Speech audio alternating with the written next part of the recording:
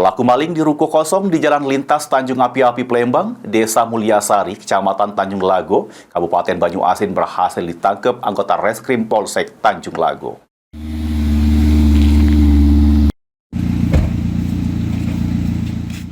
Pelaku maling di ruko kosong di Jalan Lintas Tanjung Api-Api Palembang, Desa Mulyasari, Kecamatan Tanjung Lago, Kabupaten Banyuasin, berhasil ditangkap anggota Reskrim Polsek Tanjung Lago.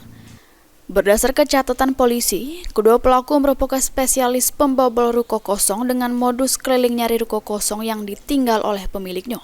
Akibat ulahnya, kedua pelaku bakal dikenakan pasal 363 KUHP dengan ancaman maksimal 8 tahun penjara. Wilayah Selatan, spesialis ruko-ruko kosong di wilayah hukum Polsek Tanjung Lago dan sekitarnya.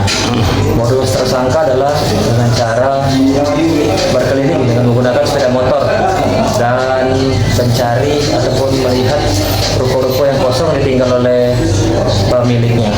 Dan setelah itu pelaku mengambil barang-barang yang bisa dibawa oleh pelaku dengan menggunakan sepeda motornya.